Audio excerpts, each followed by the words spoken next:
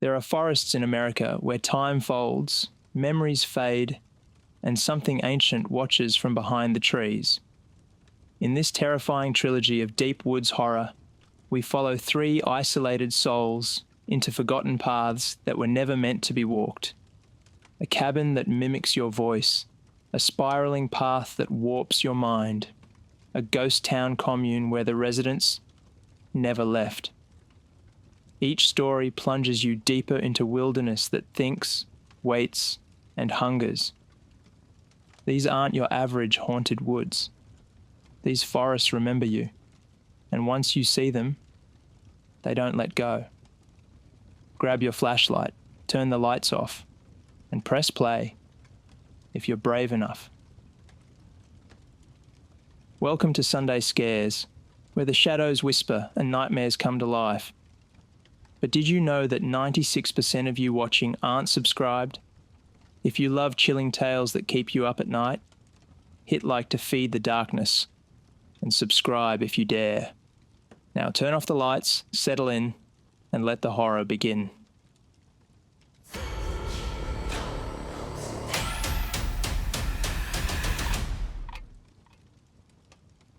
The dirt road stretched on for miles, winding through endless corridors of pine, each tree standing like a dark sentinel against the waning afternoon light. Travis squinted through the windshield, watching the sun sink behind the canopy. The shadows spilled across the path like a tide. He reached for the volume knob on the dash, turning the radio down so he could hear the wind cut past the side mirror. No cell service out here, just the forest and the fading hum of tires on gravel. He wasn't alone. In the passenger seat, Marcus was snoring, head tilted back, mouth wide open like a trout. Behind them, Alex and Jared were buried in conversation about the best kindling for fire starting, debating whether pine needles counted. It was the first time the four of them had been together in years, not since high school. Life had scattered them like dry leaves, jobs, kids, divorces, a pandemic. But now, for one long weekend, they were back. A rustic cabin in the middle of nowhere, just like old times. They arrived just as twilight claimed the sky. The cabin wasn't much, 2 stories of aged timber nestled between towering pines, with a sagging porch and a rusted roof. A former hunting lodge, maybe. Moss clung to the wood like mold, and the air smelled of damp earth and wood smoke. An old stone chimney rose like a crooked finger from one end of the house. The key had been exactly where the owner said it would be, under a flat stone in the flower bed, though there were no flowers, only weeds and blackened soil. Inside, the cabin creaked and groaned as if waking from sleep. Dust hung in beams of orange light, catching the last rays of the sun as they slipped between the cracked boards. The furnishings were sparse, a few old couches, a wood-burning stove, a kitchen table that leaned to the left. Upstairs were 2 bedrooms, each with rickety bunk beds and moth-eaten quilts. Perfect for their little trip. That night, after a dinner of canned chili and cheap beer, they gathered around the fire pit out back, the night dense and cold around them. The woods stretched in every direction, an unbroken sea of dark. Pines swayed in the wind, whispering secrets. The stars blinked faintly through the branches overhead. The fire crackled as they passed a bottle of whiskey between them, laughter thick and loud, stories getting taller with each sip. Then at once the laughter died. Somewhere in the trees, not far, maybe just beyond the ring of firelight, came a whistle. Not birdsong, not wind. A low, deliberate tune. 2 notes, a rising and then a fall, like someone calling a dog. The forest stilled. No crickets, no breeze. "Did you hear that?" Jared asked, eyes squinting into the dark. Travis nodded slowly. Someone whistled. "Maybe another hiker?" Alex offered, though unease crept into his voice. Marcus stood up, brushing off his jeans. "Out here, at this hour? In the middle of nowhere?" Another whistle, louder this time, same pattern, Up, then down. They froze. Then, faintly, came something worse. The whistle again. But this time, it was Travis's voice, his exact tone and cadence mimicking the same two notes. "What the hell?" he whispered. Jared chuckled nervously, looking around. Okay, good prank. Who brought a speaker?" No one answered. "Seriously?" Marcus said. "You messing with us, Travis?" "I swear I'm not," Travis said, his face pale in the firelight. "That wasn't me." They sat in silence, the woods pressing closer. The flames crackled and popped, but the warmth felt distant now. Behind them, the trees loomed like walls. The mimicry came again. This time, it was Jared's voice, whistling. Then Alex's, one after the other, as though the trees themselves were learning them, memorizing them. "I'm not cool with this," Marcus muttered. "Let's go inside." They agreed. Stamping out the fire, they shuffled back to the cabin, locking the door behind them. But inside, the sense of isolation only grew. The wind howled around the frame. The fire in the stove barely held back the chill. Upstairs, the shadows seemed deeper than they should have been.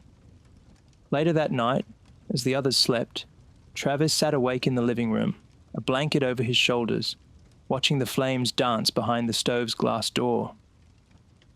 Every so often, he thought he heard something just beyond the wall, a scraping sound or soft footsteps on pine needles. Then came the whistle again, right outside the cabin. 2 notes. It was his voice. Travis didn't move for nearly a full minute after the whistle. His breath caught in his throat, muscles locked as if some primal part of his brain warned that any motion would draw attention. The whistle wasn't just close. It was right outside the cabin wall, no more than 10 or 15 feet from where he sat. The fire cast flickering shadows that danced along the aged wooden floor, and for a moment he imagined the silhouette of someone watching him through the fogged glass of the stove door. He stood slowly, setting the blanket aside, his footsteps deliberate and soft as he moved toward the window facing the backwoods. He peeled back the curtain just enough to peek through. Nothing. Just a tangle of black trees, unmoving in the stillness. The moon had risen above the canopy, casting its silver light across the clearing, illuminating the dying fire pit and the tree line. If someone had been standing there, they would have left tracks in the loamy earth. But there was no one, and no tracks. Yet the whistle had sounded like it had come from inside the walls. Travis stepped back from the window and locked it. Then he moved to each of the other ones in the cabin, checking them all with growing unease. Every latch was secured. The door was bolted. The old wooden floor creaked with every step. The sound amplified in the otherwise silent cabin. It was too quiet. Not even the sound of wind in the trees. The silence was wrong. Upstairs, one of the floorboards shifted, and Travis whipped his head toward the staircase. Then a toilet flushed. He sighed in relief. Jared. When morning came, none of them mentioned the whistle. Travis waited, expecting someone to bring it up, but it was like the others had collectively decided to pretend it hadn't happened. Jared made coffee. Marcus fried bacon in a small pan that sizzled with comforting familiarity. Alex was already outside, chopping wood with a hatchet he'd found in the shed. Travis joined him after breakfast. "Hey," Travis said casually. "Did you hear it again last night?" Alex paused mid-swing. "What?" "The whistle. My voice." Alex stared at the log beneath the blade, not looking up. "Yeah, I heard it. I didn't want to say anything. I didn't want to feed it." "Feed it?" Alex finally looked at him. "When I was a kid, my dad used to say there were things in the woods that only notice you when you notice them. You feed them by giving them attention, by acknowledging them. That's how they latch on." Travis raised an eyebrow. "That's comforting." Alex forced a chuckle and brought the axe down hard. "I didn't say it was science." Later that day, They hiked to a nearby creek marked on an old topo map Jared had brought. The forest closed in around them as they moved off the path, pine needles silencing their footsteps. Despite the sunlight filtering through the branches, there was something oddly claustrophobic about the woods, as if the trees shifted behind their backs when they weren't looking. Travis kept glancing over his shoulder. At the creek, they skipped stones and ate sandwiches, trying to recapture the nostalgia that had brought them here. They talked about their high school days, their first girlfriends, how Jared once set the science lab on fire. Laughter came easier now, and for a while, the strangeness of the night before felt far away. But as they packed up to return, Travis noticed something strange upstream. A series of rocks had been stacked carefully into small towers, maybe 6 or 7 of them, built in a perfectly straight line across the water's edge. They weren't accidental. Someone had placed them deliberately, ritualistically. The others hadn't seen them, and Travis didn't mention it. He didn't know why, but something about those towers felt like a warning. That night, the wind returned. The pines outside moaned softly, their long branches swaying like arms. The fire in the stove crackled low, and the warmth barely touched the creeping chill in the cabin. Marcus was the first to go to bed, muttering about the cold. Alex followed shortly after. Travis and Jared stayed downstairs, playing cards by lantern light. "I had a weird dream last night," Jared said, casually placing a card on the table. "I was out in the woods. Everything looked normal, but there was no sound, no birds, no wind. Then I saw a version of myself, standing on the other side of the clearing whistling. Not just the same tune, but the same voice. I was watching myself whistle at me." Travis paused, a card halfway to the table. "Then the other me smiled," Jared continued. "But the mouth opened too wide, like unhinged. And inside, I don't know, it wasn't teeth. It was like rows of pine needles, wet and black and sharp." They sat in silence for a moment, staring at the cards. "I didn't dream it," Travis finally said. "But I heard it. Last night. The whistle again. Right outside." Jared nodded slowly. "I think it's learning." That night, Travis tried to stay awake, but exhaustion finally took him. He dreamed of pine trees, endless pines stretching into a horizonless void.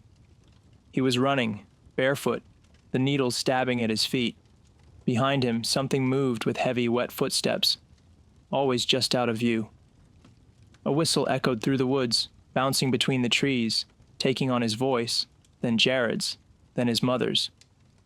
He awoke in darkness, heart hammering, the whistle still ringing faintly in his ears. The bedroom was freezing. He sat up.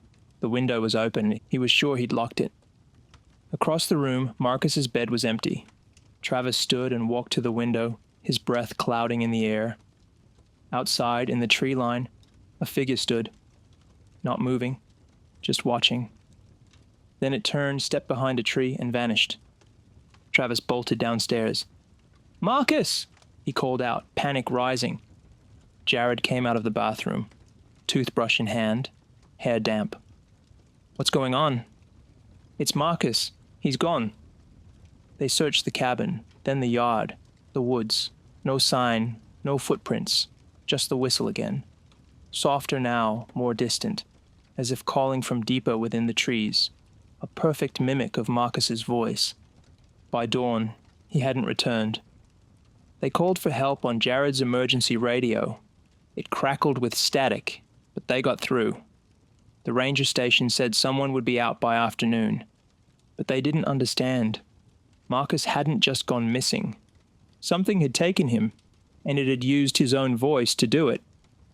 By the time the ranger showed up, the 3 of them were hollow-eyed and jittery, bundled in coats on the sagging front porch. Travis hadn't slept, and Jared looked barely better. Alex paced, his boots crunching frost that had settled overnight. No one spoke much. Not after the sunrise brought no Marcus, only a deepening silence in the woods that clung to the trees like fog. The ranger's truck rattled up the dirt road just before noon, tires crunching slowly, its roof-mounted antenna swaying like a metronome. A young man stepped out, lean, clean-shaven, wearing mirrored sunglasses and a pressed green jacket with a stitched name tag. Reed. He looked out of place, like a summer camp counselor who'd wandered into the wrong forest. "You the ones who reported the missing person?" he asked, scanning them. "Yes," Travis said. "Our friend Marcus. He went out last night. Didn't come back." Reed nodded. "Any known medical issues? Depression? History of wandering off?" "No," Jared said. "He's not that type. He's cautious. Always has been. Even brought bear spray." Reed's brow furrowed. "What happened before he left?" Travis hesitated. The truth felt impossible to say out loud. He glanced at Alex, who was staring into the tree line like it was whispering something only he could hear. "There was a noise," Travis finally said. "A whistle. Outside the cabin. It sounded like Marcus. We checked everything. He was gone." Reed wrote something in a little notepad. "Animals can make some pretty wild sounds out here. Foxes, owls, bobcats. Sometimes even wind can play tricks." "It's not the wind," Jared said firmly. "And no animal mimics voices." Reed frowned but didn't argue. "I'll radio in a request for a search party. In the meantime, don't go out alone. Stay in or near the cabin, and if your friend returns, call me immediately." He handed Travis a card with a number and stepped back into his truck. "Weather's turning," he added. "Don't stay up here too long." As the truck disappeared down the road, the forest seemed to close in tighter. That afternoon, they searched again anyway. Not too far, just past the clearing into the thickets behind the fire pit. They kept within sight of one another, moving in a slow, widening pattern. Jared called Marcus's name over and over. No reply. Then Alex found something. Near a dry creek bed, lined with rocks, he knelt and brushed aside a layer of pine needles. Beneath them were boot prints. Heavy. Marcus's size. Next to them, smaller indentations. Long, narrow. Toes, but wrong. Not barefoot. Not clawed. Something else. Something that walked alongside Marcus. Or led him. The prints trailed off into the undergrowth, then simply stopped. No return path. No sign of struggle. Just stopped. As the shadows lengthened and the cold came creeping back in, they returned to the cabin, silent. Each of them thinking the same thing, though none dared say it. Marcus had followed something. That night, they lit a fire in the stove and locked every window and door. Alex sat in a corner, sharpening a long kitchen knife with a piece of sandstone he'd found near the shed. Jared had taken to drinking, nursing a bottle of whiskey with a trembling hand. Travis stared into the fire. "Do you think it can get in?" Jared asked suddenly. "No," Travis said. "Not unless we let it." But Marcus didn't open the door. "No," Travis said again, softer this time. "But maybe it didn't need the door." That night, Travis tried to stay awake again. Around 2 a.m., the fire died, and the cold slipped through the cabin like a phantom. He huddled under blankets, eyes trained on the front door. Then he heard it, a knock. 3 slow raps, not forceful, not frantic, polite. He froze, breath shallow, heart pounding. The knock came again. Then a voice. "Hey, it's me. Let me in." Marcus's voice. Travis shut his eyes, held his breath. "Come on, guys. It's cold out here. I lost my flashlight. I've been trying to find my way back all night." Another knock. "I can see the light inside. Open up, please." The voice was perfect. Too perfect. No uncertainty. No fear.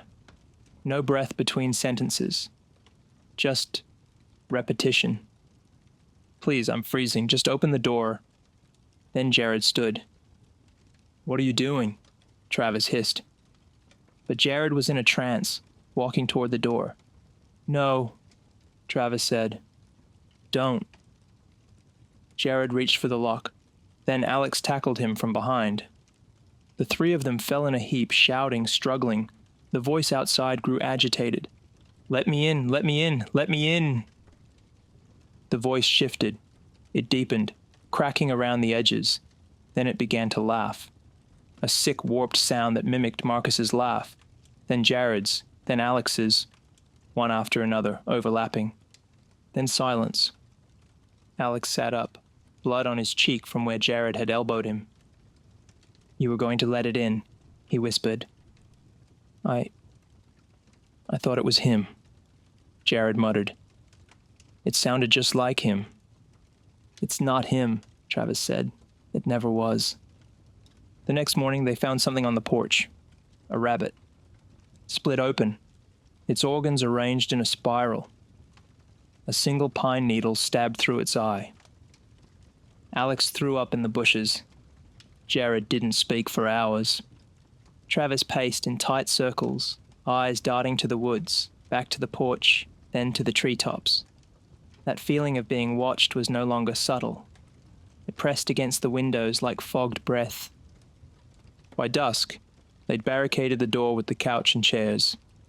Every window was covered in quilts and nailed shut with boards torn from the upstairs beds. They brought the axe and knife downstairs and sat in a triangle, back to back, watching all sides of the cabin. No one spoke. Not until the sun was gone. That's when the knocking started again. And it wasn't just at the front door. It came from the windows, the walls, even the roof. A gentle tapping that circled the cabin in a slow, deliberate loop. Then the voice returned. But this time, it was Travis's. Guys, let me in. Alex gripped the knife tighter. Let me in. Jared wept silently, rocking. Let me in. The knocking grew louder, faster. Then it stopped, just as suddenly as it began.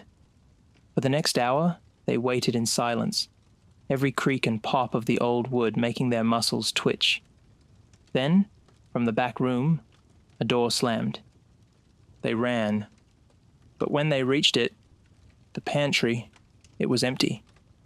Only the window above the shelves had been smashed inward, and on the floor, muddy footprints, human, barefoot.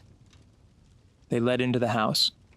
The footprints led from the shattered pantry window across the creaky wooden floorboards of the kitchen and into the center of the cabin, where they simply stopped.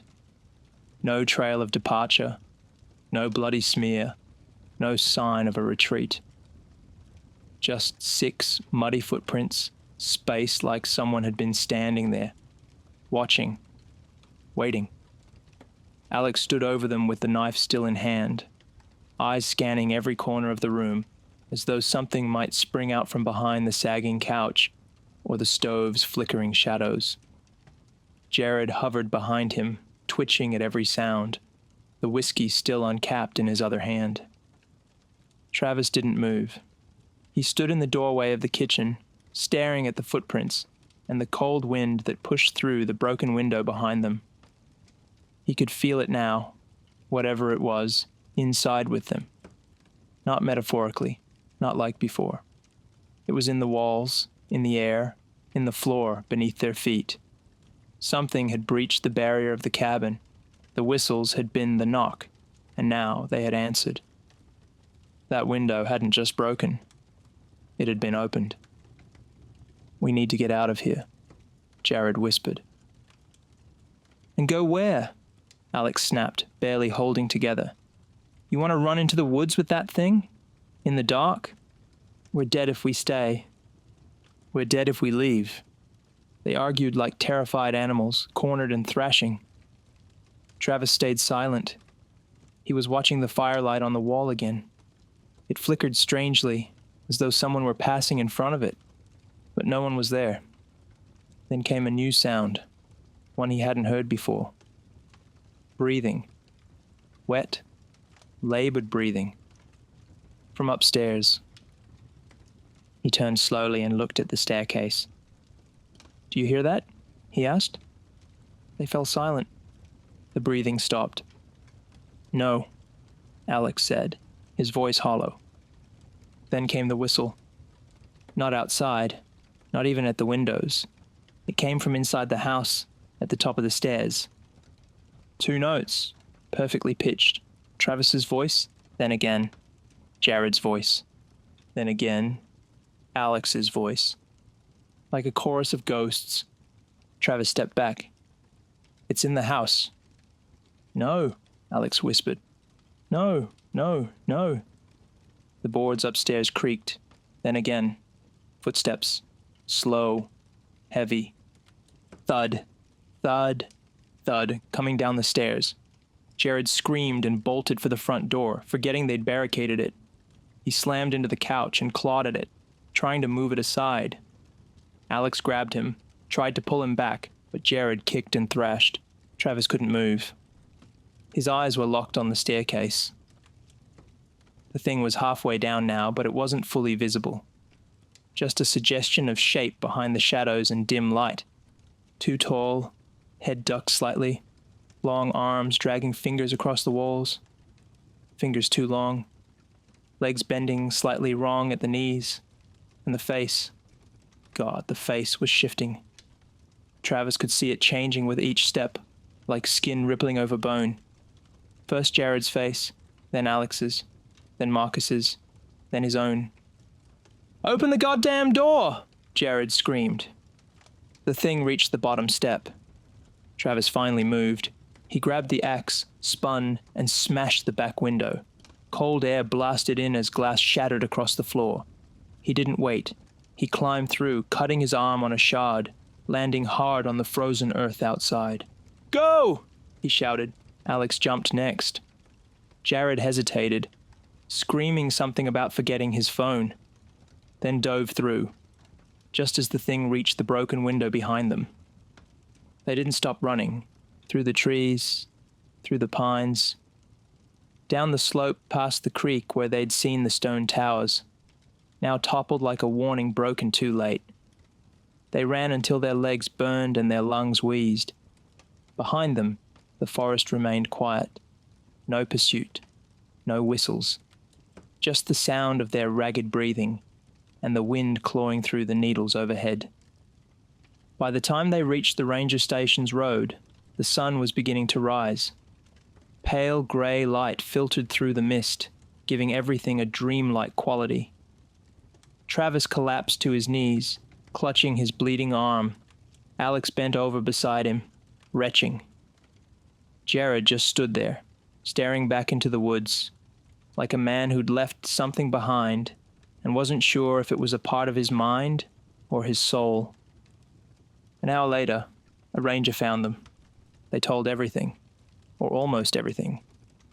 Left out the mimicry, left out the breathing thing that wore their faces. Said Marcus wandered off, said they'd heard something in the woods.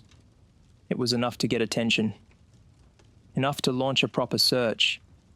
They never found Marcus or the cabin, because when the rescue team followed the directions back to the clearing, there was nothing there. No structure, no fire pit, no broken window, just trees. Endless trees. And near the center of where the cabin should have stood, they found one thing. 6 stones, stacked into a single tower. No footprints, no sign anyone had ever lived or screamed there. The 3 of them went their separate ways after that. Travis tried to forget, tried to pretend it had been some elaborate hallucination, some shared psychotic break brought on by isolation and too much whiskey. But he never went near a forest again, until the whistle followed him home. One night, months later, he was lying in bed in his apartment, windows locked, doors bolted, when he heard it again. 2 notes, right outside his window, his own voice. He closed his eyes, held his breath, and knew without question he had never left the woods.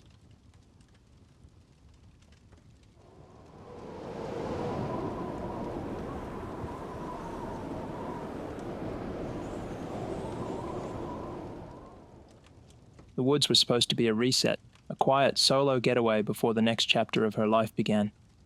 After all, she'd earned it. 6 years in a suffocating job, 3 in a relationship that crumbled in silence, and now a blank slate stretched ahead of her like a horizon with no sun.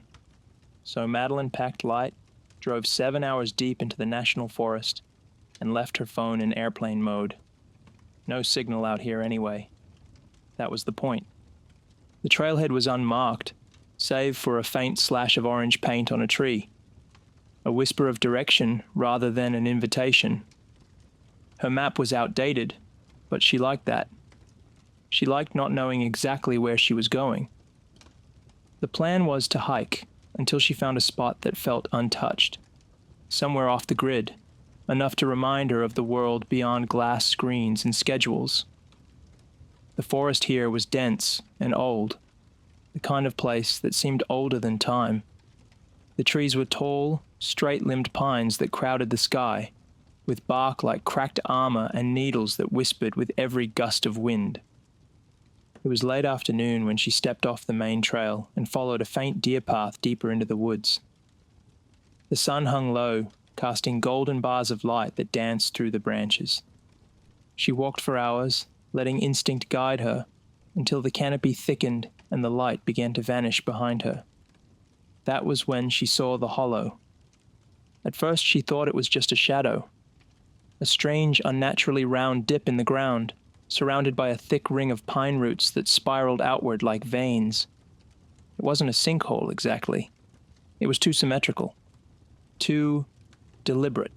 A wide, shallow depression in the earth maybe 20 feet across, its center bare of needles, as though even the forest had learned to avoid it.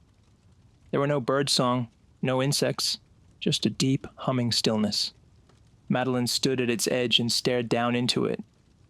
There was no trail leading in or out, yet something about it tugged at her, like gravity or memory. She shook the feeling off and walked past it, setting up camp 100 yards farther west on a soft bed of moss between 2 trees. The spot felt safe. The hollow, she told herself, was just an oddity. Every forest had its strange pockets. That night she lit a small fire, boiled water, and ate a freeze-dried meal. Stars blinked through gaps in the branches above. Her tent was small and reliable, a 2-person dome she'd used for years. As she zipped herself inside and slid into her sleeping bag, the forest sang a lullaby of wind and rustling needles, and she drifted into uneasy dreams. At first, she dreamed of home, her apartment, her cat, her ex-boyfriend's shoes still by the door. Then the images twisted. Her bedroom window was gone, replaced by a circle of black roots. Her ceiling opened to a sky of pine branches that swayed without wind. She heard breathing, not hers. Close. Rhythmic. Then came the whisper. It didn't speak words, not at first. It was a sound like dry leaves brushing against her ears, or paper tearing underwater. She sat bolt upright, heart thundering, breath sharp. The fire outside had burned to embers. Her watch read 3:17 a.m. Then she heard it again. Not a whisper this time, but something moving outside the tent. Soft footsteps, crunch, stop, crunch, stop. She held her breath. Then silence.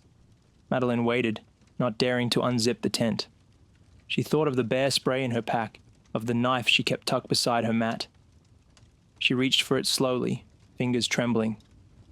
Then the sound came again, but this time it wasn't footsteps. It was humming.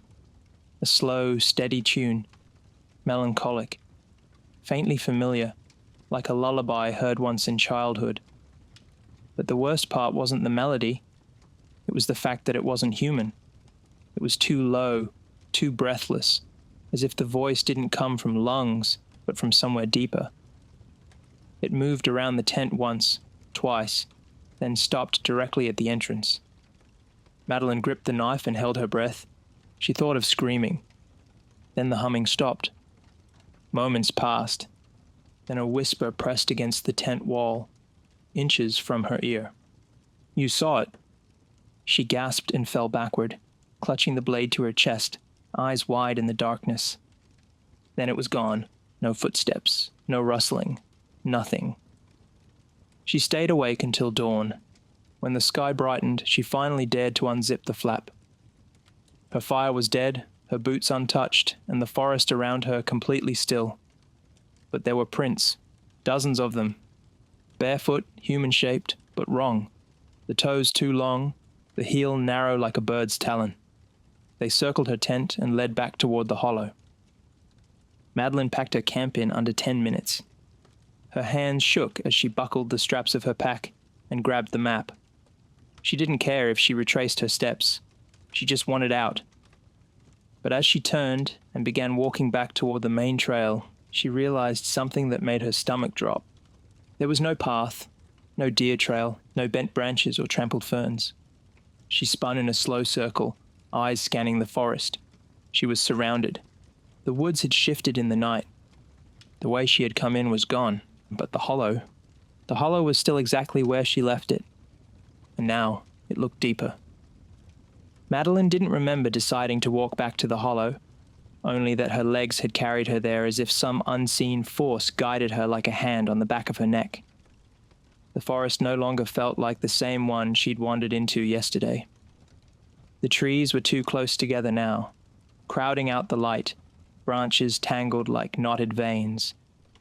Even the scent of pine had changed, no longer fresh but damp and moldy, tinged with something vaguely metallic. She tried following the sun, hoping to guess east, but the sky was overcast and the light filtered through in soft, directionless sheets. The only landmark that remained was the hollow. It was deeper now. That much she was sure of. The dip in the earth stretched down like a bowl carved into the forest floor, the surrounding roots having curled inward more tightly overnight, forming a kind of natural spiral. The center remained empty. No leaves, no moss, just bare soil cracked like old skin.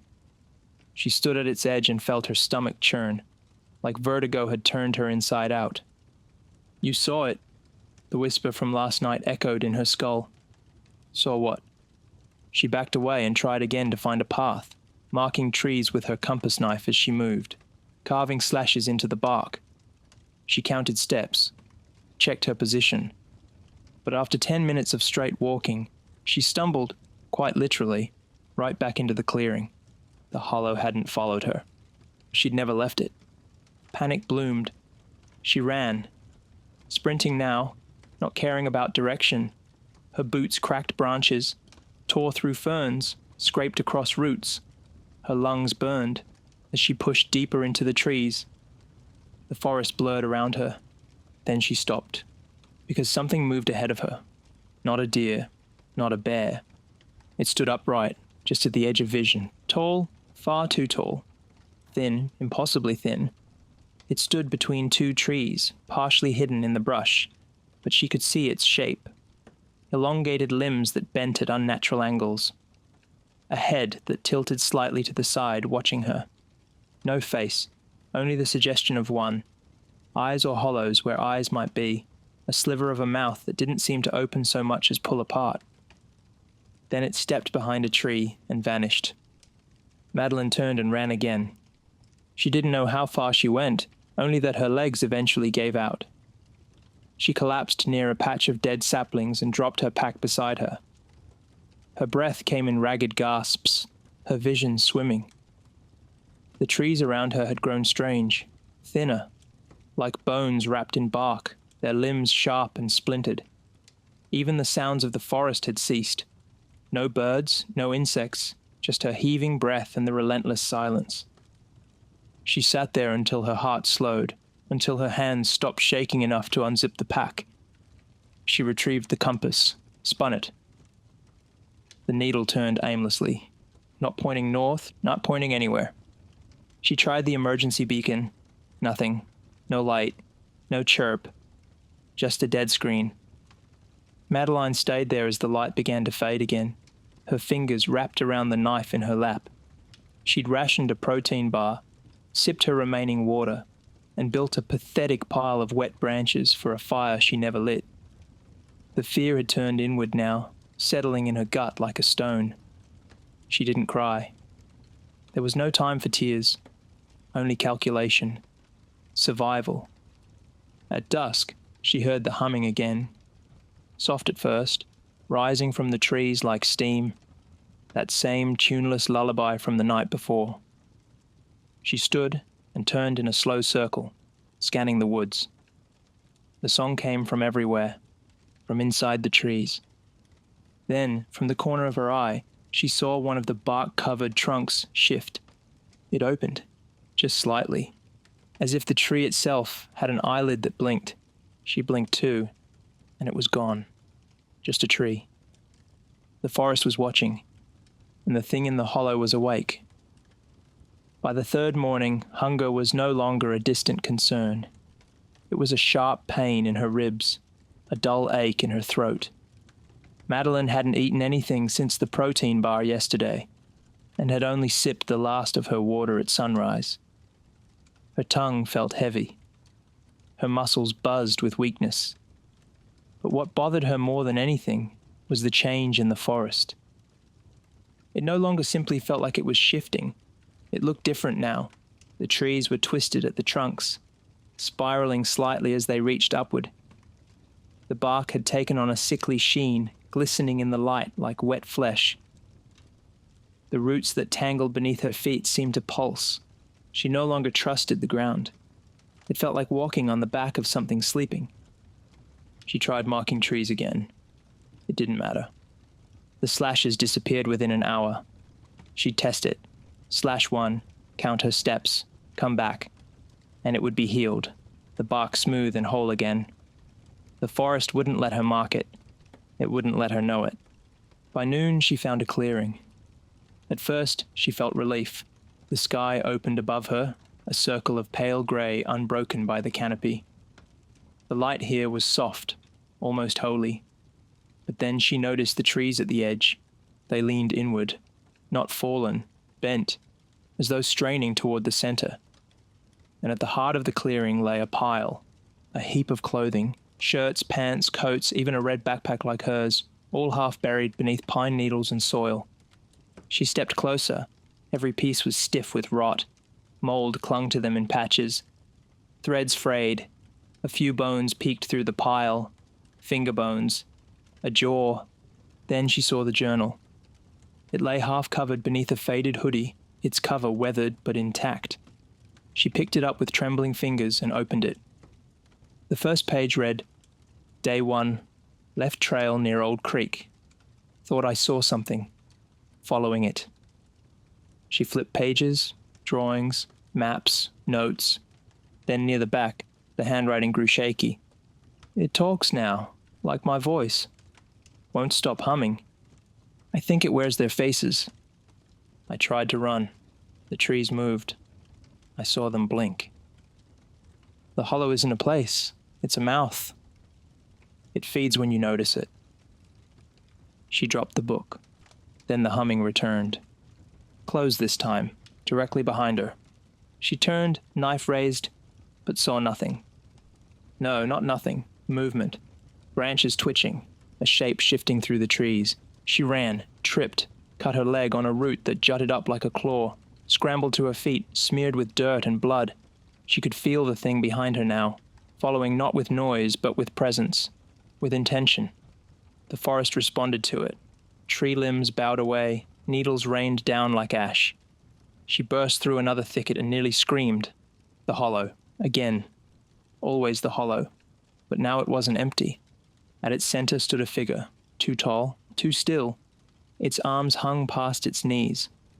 Its face, if it had one, was obscured in shadow, but she could feel it looking at her, recognizing her, matching her breath. Then it tilted its head, and her own head tilted with it. Not by choice. Her limbs jerked slightly. Her heart thudded in her ears. Her body was no longer fully hers. Then it whistled, her voice, 2 notes, software inviting. Then worse still, it began to walk toward her. Roots rose like hands from the ground, tripping her more than once. She fell hard into wet soil, her palms sinking into muck, scraping over stones and pine needles. The humming never stopped. It was louder now, impossibly so, as though it came from inside her skull rather than behind her. She pushed forward, panting, eyes stinging with sweat and smoke-like air. Everything smelled of rot and moss and something coppery. Blood, maybe. She didn't check her leg. She didn't dare. The forest twisted around her like a coiling snake. No matter how far she ran, the trees bent in the same unnatural way, always leaning toward the center of a circle she could no longer escape. A pattern began to form in her mind, unbidden. Spirals. She saw them in the tree rings, the clouds, the veins of her own hands. The hollow was no random patch of dead earth. It was a mouth, yes, but it was also an eye, a pattern, a shape that didn't belong in nature, yet appeared in everything around her. And it knew her name now. Somewhere in the folds of the forest behind her, she heard it call. Madeline. Not shouted, not growled, spoken, software familiar. Her own voice, gently rising through the woods, as if she were talking in her sleep. She wanted to scream, to cry, but all she could do was run. Then, as suddenly as the nightmare had twisted itself around her, she found something new. A break in the trees, a shimmer of movement beyond the branches. It looked like a road, a dirt path, old and overgrown, but unmistakably man-made. She broke through the tree line and stumbled onto it, collapsing onto her knees and sobbing as the first tears she'd allowed herself since this began finally broke free. It wasn't salvation, but it was different, and different was enough. The path ran downhill, weaving through the forest like a forgotten artery. Ferns pushed through the edges of the track, and tire ruts were long erased by time, but it was still a road, still something. She followed it, limping now, hands gripping tree trunks to keep herself upright. Then she heard it again, footsteps, behind her. Close.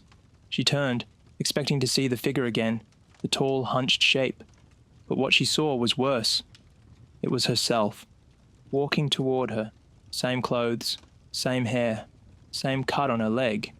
But the eyes, there were no eyes, only black hollows where they should have been, as if her own face had been carved from bark and forgotten to be finished. Its mouth moved in jerks, the jaw distending far too low, revealing not teeth but root-like fibers, twitching like insect legs.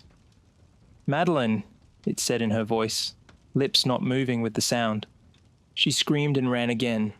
Her body was breaking down. Every step sent fire up her thighs. Her lungs felt like collapsing lungs filled with ash. But she kept going, driven now not by hope, but by sheer terror of what would happen if she stopped.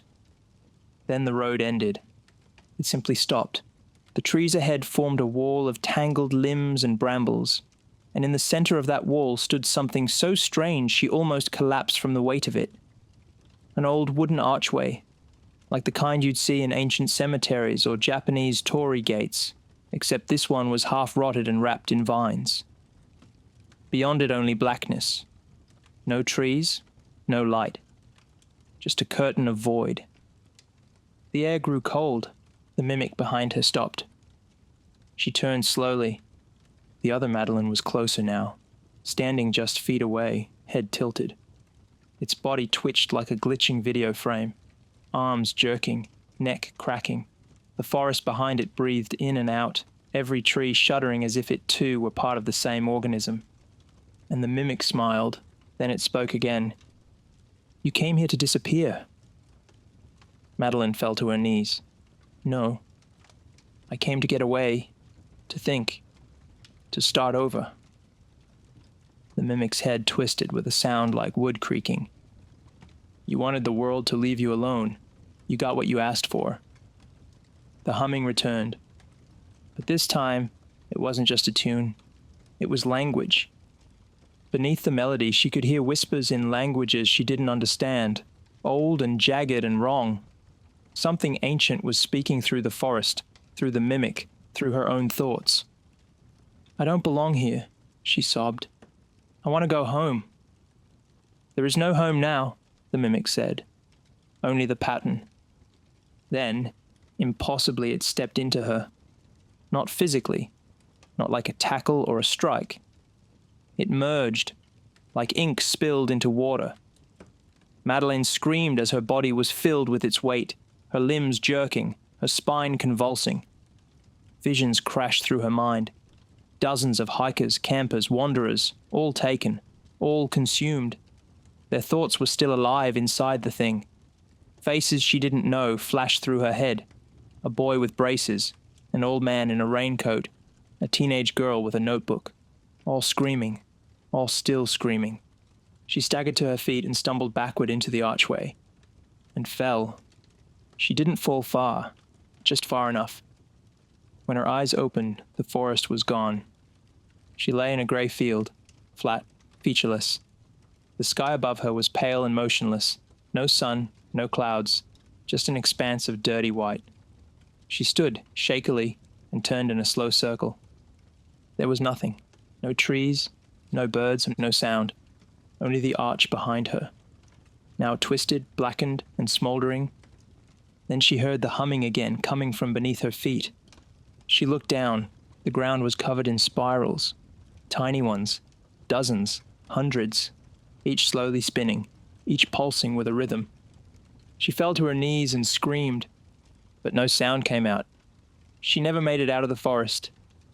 But hikers who entered that part of the woods sometimes reported strange things. Seeing someone who looked just like them. Hearing their name called in their own voice. Finding spirals drawn on tree bark or etched into the mud, or appearing in the palms of their hands like birthmarks they never had before. A few even saw the archway. No one who stepped through it was ever seen again. But sometimes, if the woods are quiet, you might hear humming. And if you do, don't listen. Because the moment you notice it, it notices you.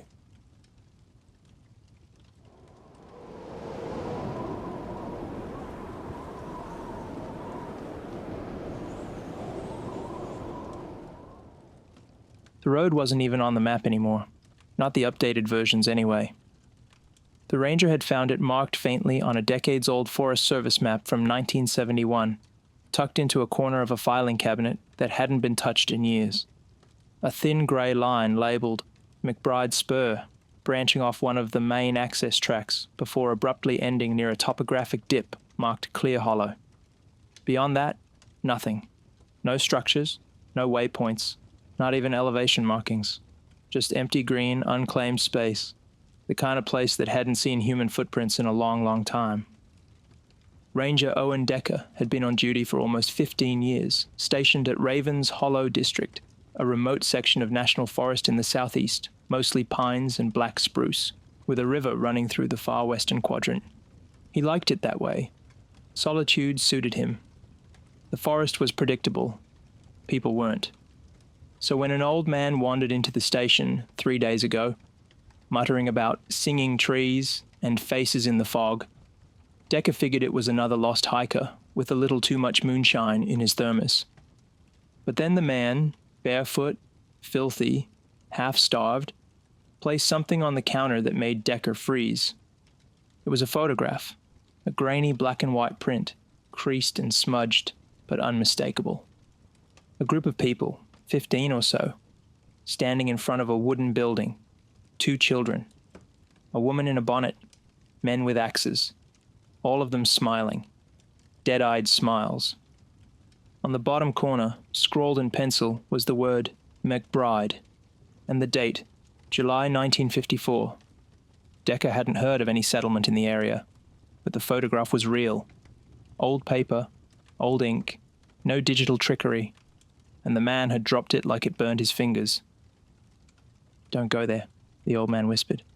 "They never left, they just stopped moving." Then he walked back into the trees. No one stopped him. That should have been the end of it.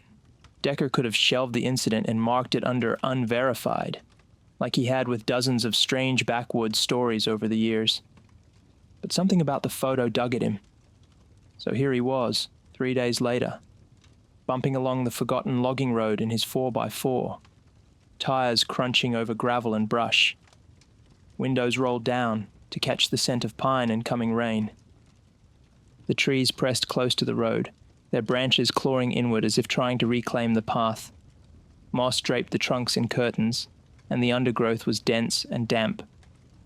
The deeper he drove, the quieter the forest became, as though something large was holding its breath.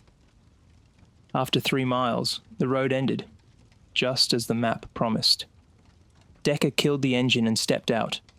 The air was thick and cool, and the forest floor was a sponge beneath his boots.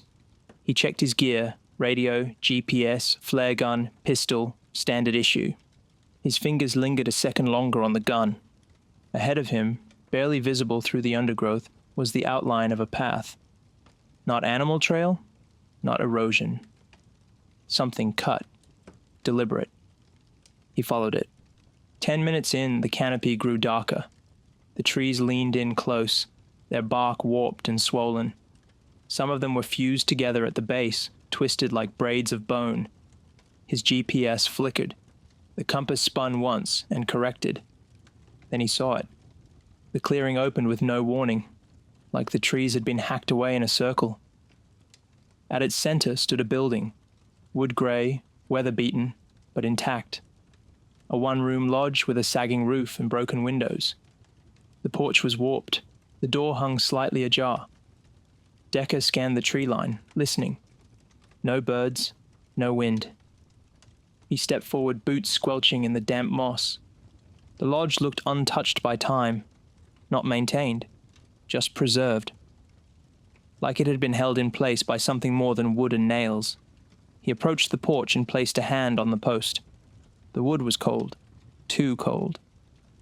He stepped up, each board creaking under his weight. The door opened without a sound. Inside, it smelled of old rot and dirt, but faintly sweet, like dried flowers left too long in water. There was a table, 4 chairs, shelves with jars of herbs, a rusted potbelly stove in the corner, and photographs, dozens of them, nailed to the walls. Black and white prints like the one the old man had left. Faces, always faces, staring directly into the camera. Some smiling, some not. He stepped closer. One of the photographs had a name scratched beneath it. Owen Decker. His own face stared back at him, slightly younger, wearing his old uniform from 5 years ago. The photo was grainy, low quality, but it was him. He staggered back. A sound creaked behind him. He turned. Nothing. Then came the humming. Low. Vibrating. Not from a voice, but from within the walls. Like the house itself was singing. He stepped backward, bumping into the table. The photographs shivered on the walls as if caught in a breeze, though the air was still. One fell. He bent to pick it up, and froze. The face in the photo wasn't his. It was someone wearing his face, but wrong. The eyes were too wide. The mouth curled just a little too high, like it was trying to imitate the shape of a smile without knowing what a smile meant. He dropped the photo. A whisper rose behind him. "Why did you come back?" Decker spun, gun drawn. The doorway was empty, but something moved just beyond the porch. A tall figure, taller than any man, ducking into the shadows of the trees. It didn't run, it simply watched. Then stepped behind a tree and was gone. Decker backed out of the house, pistol raised, radio already in his hand. "Base, this is Ranger 19. I've located an unknown structure at the end of McBride Spur. Request immediate response. Coordinates." He glanced down at his GPS. Dead screen. Static on the radio. He tried again. Nothing. Then a laugh echoed through the trees, high and stuttering, like it didn't belong in a throat, like it was being played. He turned and ran. Didn't look back. Didn't stop until the trees changed, until they looked normal again. And still he felt it. Behind him, something walking at the same speed, never gaining, never stopping, just waiting. Decker didn't remember getting back to the truck.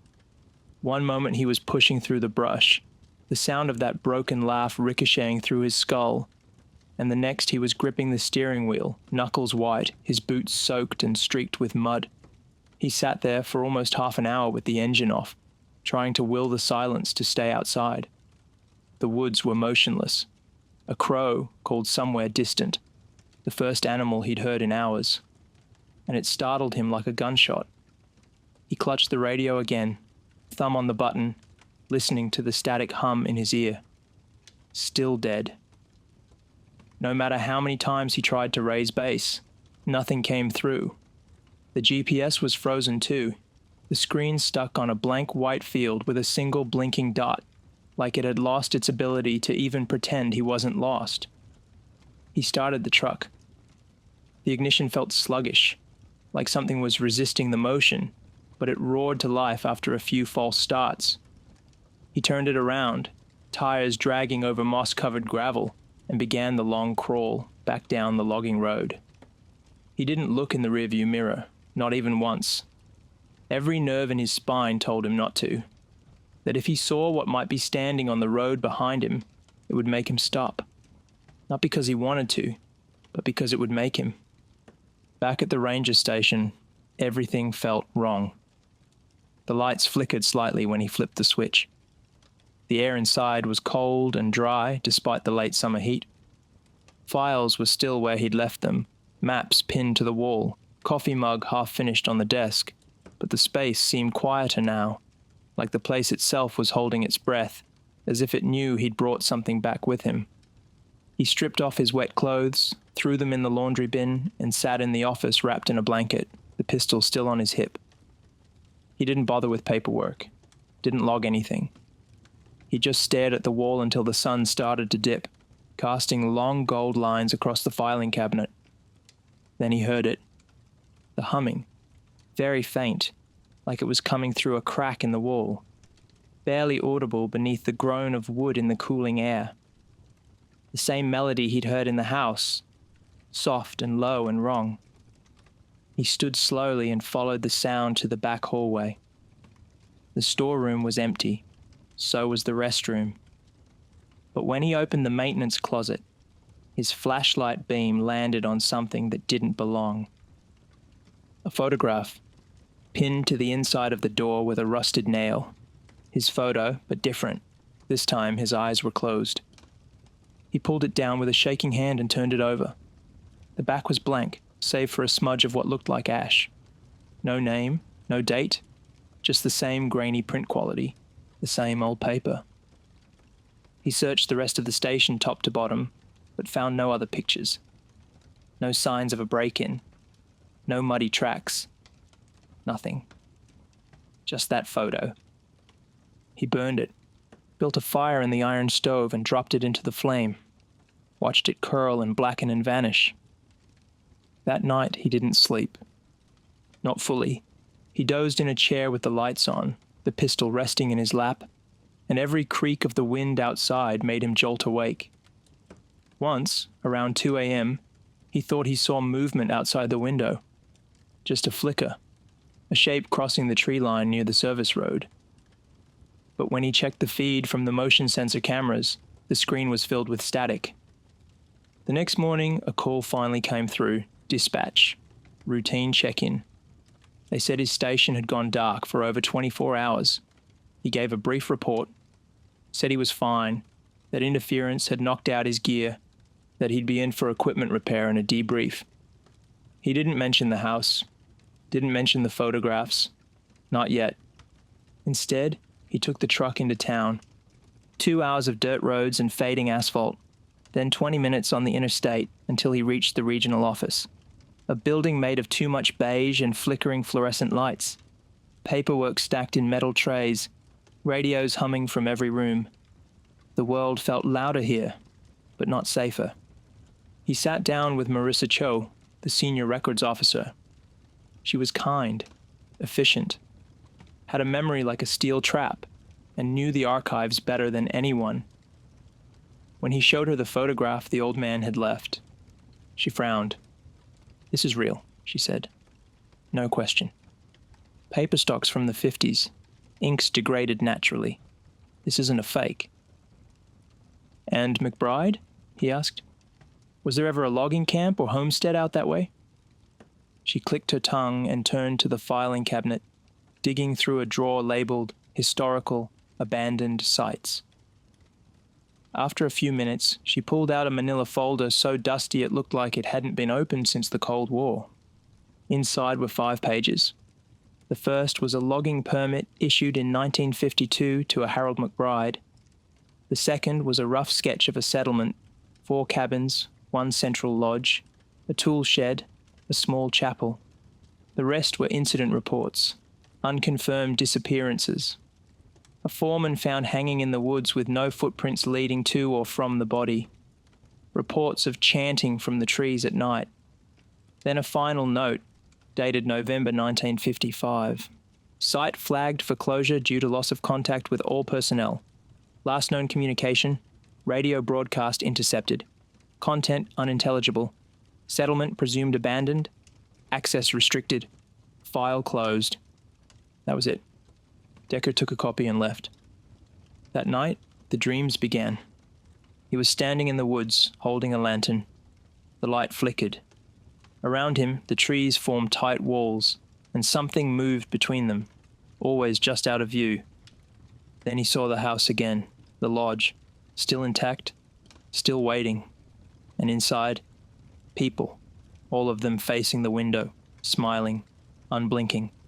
And then he realized they weren't looking out. They were looking at him. He woke drenched in sweat. And there, taped to the inside of his front door, was another photograph. His face. This time his eyes were open, but his mouth had been cut out. The photograph was sticky with sap. That was the first thing Decker noticed. The tape that held it to his door peeled away with a wet sound, as if it had been freshly pressed from inside the forest itself. The back of the photo was slick, the faint aroma of pine mixed with something less natural, something sour and metallic. His own face stared back at him, eyes wide open now, but where his mouth had once been, there was only a dark, empty oval. A void. Not scratched out, not edited, but missing.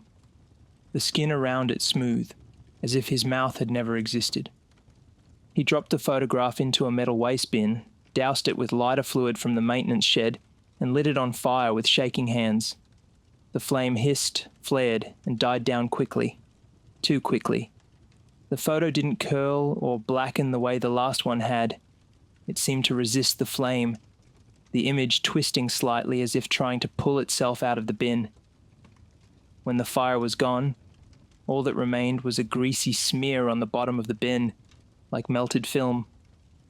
Decker sat on his bunk for a long time after that, the pistol in his lap, the radio chirping softly in the background. He didn't know what to report. That someone was stalking him?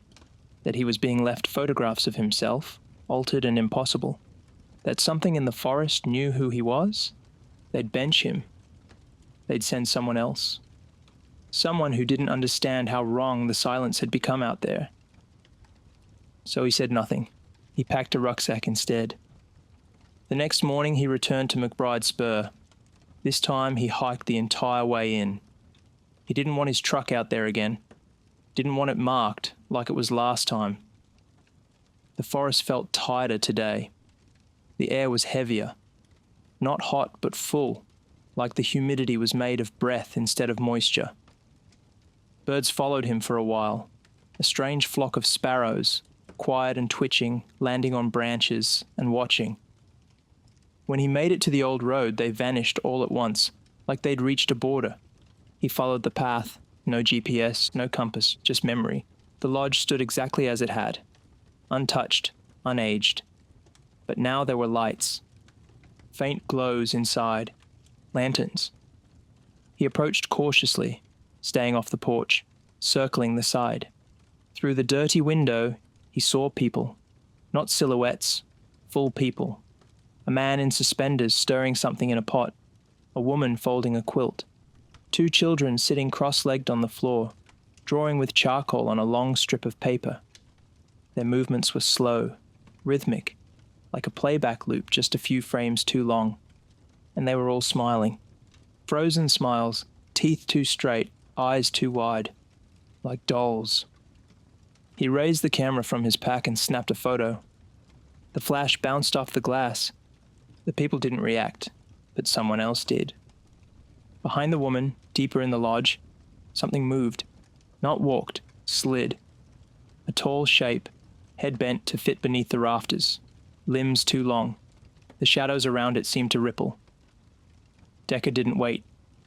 He stepped back from the window and returned to the clearing. And there he found something new. A second structure, not a house, a chapel. Half collapsed, leaning to one side, its wooden cross rotted and broken in half. Vines snaked through the doors and stained glass windows, but one panel remained intact, a depiction of a tree, not a crucifix, its branches spread wide.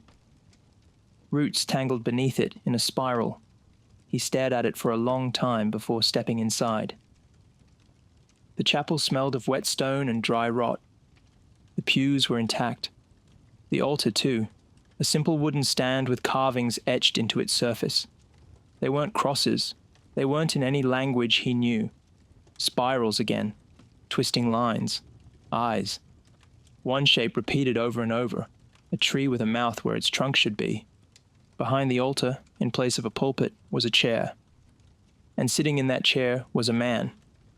Or what had once been one. He wore ranger green, not a uniform exactly, but similar. The collar was torn, the badge missing. His skin was dry and grey, paper thin, pulled taut across sharp bones. His mouth was open, not screaming, just parted slightly, and his eyes were gone. Hollow sockets stared toward the stained glass panel, and in his lap sat a photograph. Decker approached slowly, heart hammering. He lifted the photo. It was a picture of the chapel, but not how it was now. Pristine, fully intact, and the man, this man, standing in front of it, smiling. Behind him, a woman. 2 children. All familiar. All from the photos on the wall inside the lodge. He flipped it over.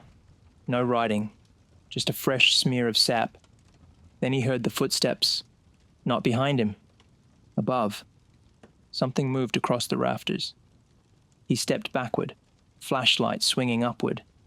The beam caught something huge. Pale limbs stretched across the ceiling, gripping the beams like a spider. Its head hung down, upside down, from between the slats, and it had his face. But the eyes were open, and inside them were reflections of the forest. Thousands of tiny trees, all burning. The thing dropped from the ceiling. Decker turned and ran, burst through the chapel doors and sprinted for the tree line. He didn't look back, not until he reached the edge of the clearing, panting, vision tunneling. Then he turned, and the chapel was gone. So was the lodge. So was everything. Just trees now, as if none of it had ever been there. Only a single photograph lay in the moss where the clearing had been. He picked it up with numb fingers. It was of himself, standing at the edge of the woods, holding this very photo. A loop, a trap, a memory the forest had now recorded. Decker didn't remember leaving the forest. Not really. One moment he stood in that impossible clearing, the place where the chapel and the lodge had vanished like smoke. And the next, he was walking into the Ravens Hollow Ranger Station at dawn, boots soaked in dew, the photo still clutched in one trembling hand. The station lights were off. His truck wasn't in the bay.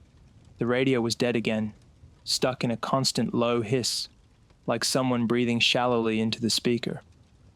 His wristwatch had stopped sometime in the night, the second hand twitching back and forth between ticks as if unsure of which direction to commit to. But what rattled him most was the calendar pinned to the corkboard behind his desk. It said Monday, October 2nd. He'd entered McBride Spur on September 24th. 9 days ago. He didn't feel like he'd lost time. He remembered it all, or at least fragments of it.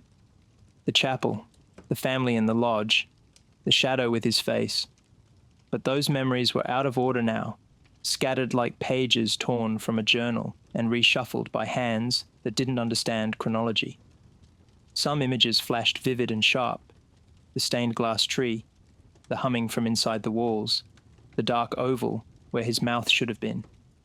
Others flickered like static. People whose faces he could not quite remember, trees that blinked when they thought he wasn't looking, the tall figure that always stood just beyond the edge of the clearing, waiting. He stayed silent for 2 more days. Didn't report the lost time, didn't mention the photos.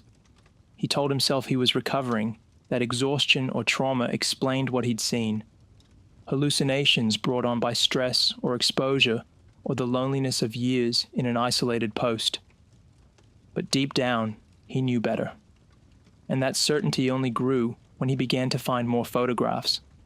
They appeared in mundane places, under his pillow, behind a cupboard door, tucked into his boot. Always the same style, always old, always real. Each showed him doing something he never remembered doing. Lighting a lantern inside the lodge, walking out of the chapel, holding hands with the children, standing at the edge of a fire, watching trees burn in the distance. His expressions were always the same. Blank, slack-jawed. Not quite right. Like he was wearing himself like a costume. He tried burning them again, but the ashes wouldn't stay. They blew upward, against gravity, circling the ceiling like smoke seeking something to cling to. One night he snapped. Packed a duffel bag with food, water, his pistol, and every photo he had. He drove straight to the district headquarters without calling ahead and requested an emergency meeting with Chief Warden Esteban, a man he'd only met twice, a man who looked at him the way someone might look at a rattlesnake sitting in their chair, curious but tense. Decker spread the photos out on the table between them. "These are real," he said. Esteban raised an eyebrow. "You've taken these?" "No," Decker whispered. "That's the point. I've never taken them. But I'm in all of them. And they're getting more specific. More recent." He handed Esteban one of the newest prints. It showed Decker asleep in his bunk last night, his hand over his face like he always did when the nightmares took hold. The lamp was on. The clock read 3:17 a.m. "I live alone," Decker said. "My door was locked, my windows barred. I don't know how they got this, or who took it." Esteban said nothing for a long while. Then finally, "I'll open an internal inquiry." "You won't find anything," Decker said, "because it's not someone. It's that forest. It's the land. McBride Spur. They built something there. A community. A trap. That settlement was shut down 70 years ago." "No," Decker said. "The people were, but the place never stopped." Esteban glanced at the photos again, then at Decker, whose eyes were glassy, ringed in red. "Take some leave," Esteban said. "Effective immediately. You look like hell." Decker took the leave, but he didn't go home. He went back. He parked 5 miles from the trailhead this time and hiked in at dusk, moving with practiced efficiency. The forest seemed to part for him now. No resistance, no confusion, no mocking loops of broken time. The pines grew straighter here, taller, their trunks dark and wet like they'd been soaking in secrets. Decker didn't carry a flashlight. He didn't need one. The forest was faintly lit from within, a soft blue glow that came from no visible source, as if the air itself remembered sunlight. He reached the clearing by nightfall, and there it was again, the lodge, standing exactly as it had the first time. Lanterns glowing faintly in the windows, smoke curling from the chimney, no decay, no rot. Time had stopped here, and he was beginning to understand why. He didn't approach the porch. He stood at the tree line and called out, "I know what this is." The wind didn't stir, no voices answered, but the front door creaked open just enough to show light spilling onto the mossy earth. "I've seen enough," he said. "I'm not afraid anymore." Then a voice echoed back, his voice, "But I am."